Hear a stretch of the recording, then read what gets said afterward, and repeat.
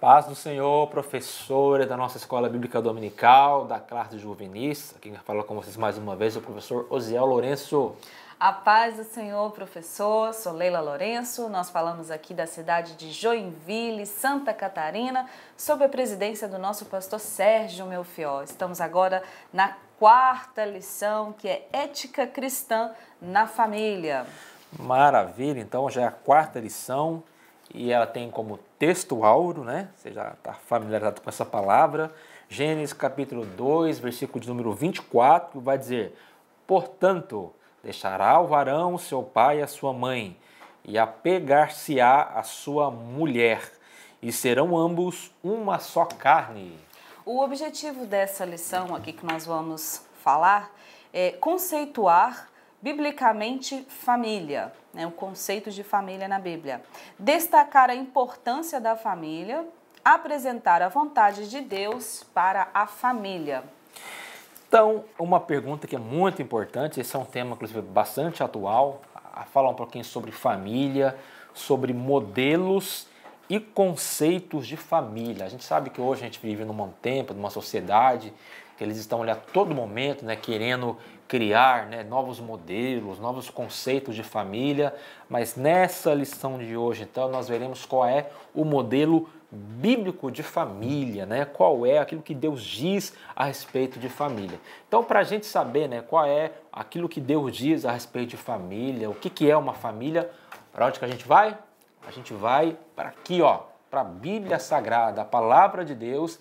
Ela vai dizer a respeito de como deve ser a família. Então, no tópico de número 1, é uma pergunta, vai dizer o que é família, né? O que é família? Então, para responder essa pergunta, para onde a gente vai? Vamos lá para o livro de Gênesis, né? Para conhecer aquela história da primeira família. A gente sabe que estava lá Adão, Deus criou Adão, lá no Jardim do Éden, né? Estava lá na vidinha dele lá, cuidando dos animais, né? Mas daí a pouco parece que Deus pensa, não, mas o Adão está lá, mas parece que faltando alguma coisa. Está faltando alguma coisa, ele está lá meu jururu, meu triste, ali meio amuado, né? Tal, ele levanta, vai lá cuidar dos cavalos, dos bois, mas depois fica lá, sem saber o que fazer. Então, já sei, vou fazer uma ajudadora para ajudar o Adão. Então Deus vai lá, né?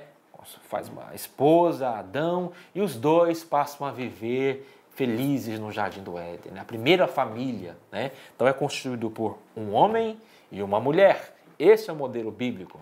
E esse é um casamento perfeito, né? Porque foi Deus quem deu para Adão a esposa, foi ele que realizou o casamento, ele foi a testemunha. Esse, de fato, foi o casamento perfeito para a humanidade. Exatamente, né? Tem até algumas pessoas aí, né? Aquelas pessoas que servem aquela cultura popular, né? Ah, se precisa casar, então vai lá buscar lá no Santo Antônio, né? O santo casamenteiro. Misericórdia, não. É Deus é que, né, promove tudo, é Deus é que realiza, é Deus que abençoa, né, os casamentos, as famílias. É Deus é que faz isso. E a importância, né? Qual que é a importância da família? A família é muito importante, assim. Porque a gente sabe que Deus, então, né, criou Adão, criou Eva, selou aquela família abençoada. Mas a gente sabe, né, que entrou lá o diabo no meio, aí atrapalhou tudo, né? A gente sabe muito bem a história, entrou lá a serpente, induziu Adão e Eva para que pecassem, né? Levando eles ao erro, né? Erraram, aí a coisa começou a, como diz lá em Minas Gerais, a desandar, né?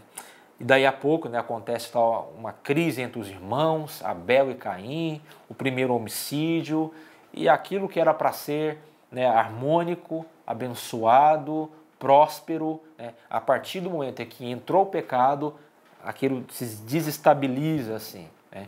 Aí o tempo vai passando, entra a corrupção no gênero humano, né? Então a coisa fica complicada demais assim. Até que Deus resolve recomeçar através da história que a gente já conhece, que é a história de Noé, né? Então, a gente vê aqui nesse tópico de número 1, né, a importância, né, dessa família, né, que tem esse modelo, né, homem, mulher e filhos, ser, né, um lugar que tenha acima de tudo, né, a bênção e a proteção de Deus. E nunca deixar, né, que o inimigo entre lá. Porque quando o inimigo entra, aí desestabiliza tudo. Como aconteceu lá no Éden. A importância da família também na estabilidade psicológica do ser humano, né? Onde o pai e a mãe instruem, há ali uma estrutura psicológica.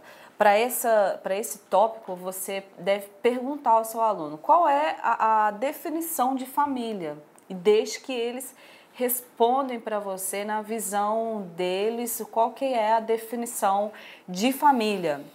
E explicar para eles que há uma diferença entre o que o mundo defende e que a Bíblia descreve. Há um grande espaço entre essas duas coisas, né? Esses dois conceitos.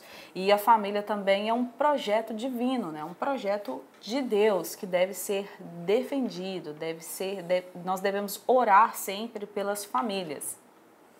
Exatamente. E aqui, no tópico número 2, você vai também gastar um tempo aí falando um pouquinho sobre a importância da família, né? Como ela é importante para uma sociedade, uma família, né, que é bem estruturada, uma família ali que tem base, que tem fundamentos. Então, nós temos uma sociedade muito melhor.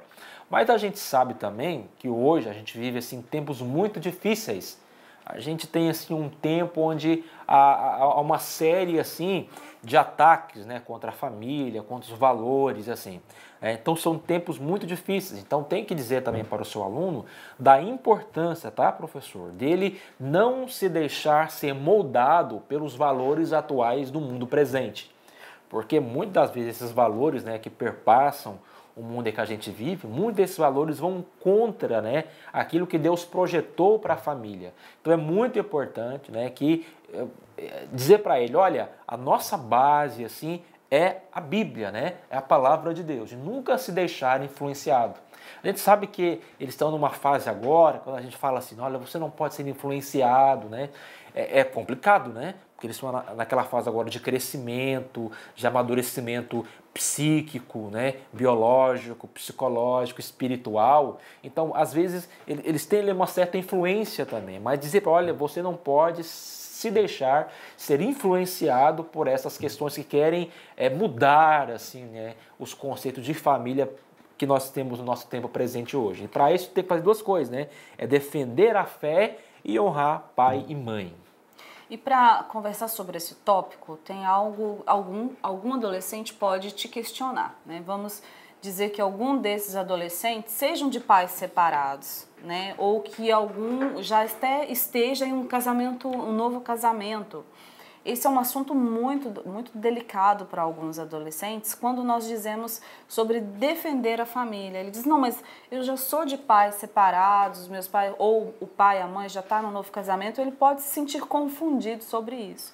Você deve animá-lo, né? Porque alguns adolescentes podem ficar desanimados.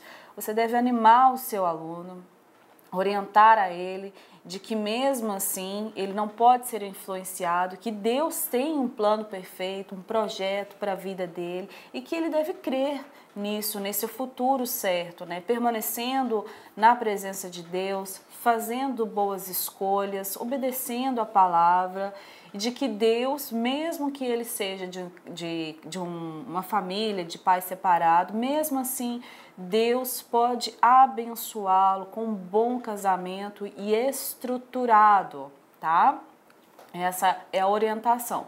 E também se houver algum aluno que seja de pais separados, eu oriento você nesse instante se levantar com os outros alunos e fazer uma oração por ele, pela família dele e principalmente sobre o futuro dele, para que seja abençoado, lançando ali uma bênção sobre a vida dele, dando ânimo. E já no tópico 3, já encerrando, vai dizer sobre a vontade de Deus para a família. Né? Ou seja, Deus ele quer sempre o melhor para as famílias. Né? Deus, o diabo, o inimigo, ele quer acabar, ele quer destruir. Porém, Deus quer sempre o melhor. Você pode até ler com os seus alunos lá no Salmo de 128, que diz, né, o quanto Deus quer abençoar as famílias. Para isso, não existe segredo, né? A primeira coisa é Cristo reinar naquela família. Então, quando Cristo reina naquela família ela tem assim grandes chances de ser uma família abençoada por Deus. E outras duas coisas que são fundamentais, né? Pais tementes a Deus. Você pode até ter também, né, algum aluno que está lá frequentando a escola dominical, cujos pais não são crentes. Não servem a Deus, né? Como você vai dizer? Você vai dizer, olha, seus pais não são crentes, então ore a Deus, né? Interceda a Deus para que Deus venha salvar os seus próprios pais, assim, né? Então os filhos têm essa função também, né? Ou o contrário, né? Os pais que os filhos não são crentes, né? Os pais devem também orar pelos seus filhos que não vão ser crentes, né? Porque assim, né? Aquela família, ela vai refletir a glória de Deus. Para encerrar esse tópico 3, né, feliz é o lar onde Deus ele é honrado. Leia com os alunos o Salmo 128, né, mesmo eles sendo adolescentes, existem coisas que eles podem fazer ali para abençoar o seu lar, né? Se os pais são cristãos, ele pode pedir aos pais para fazer junto com eles. Se os pais não são, mesmo assim ele pode. Ele oriente o seu aluno a fazer um devocional familiar, né? Ler um versículo da Bíblia ou com os pais, ou sozinho, fazer uma oração em casa, né? Cantar um louvor e também pedir aos pais sobre a bênção familiar. Existe um livro muito bom, maravilhoso, de orientação assim, incríveis, desde a meninice, que é o livro A Bênção dos Pais. Esse livro, ele fala ali de todo o processo do ser humano, né? Desde ali a fecundação até a meninice, depois ali adolescente, jovem, adulto. E esse livro ele dá uma orientação assim incrível. Ele não está nas livrarias. Você vai ter, se você for comprar, você vai ter que buscar ele ali pela internet. Mas é um livro maravilhoso que, com certeza, para você que é professor, não só dentro desse tema que nós estamos falando agora, né, da ética cristã para a juventude, mas eu tenho certeza que ele te orientará dentro de outros assuntos que virá no decorrer deste ano e do próximo ainda. É um livro muito bom que, com certeza, vai te dar um excelente apoio. Exatamente, então nós estamos aqui encerrando mais uma pré-aula, que você possa ter uma aula abençoada neste domingo também, professor, em nome de Jesus. Muito obrigada, até semana que vem.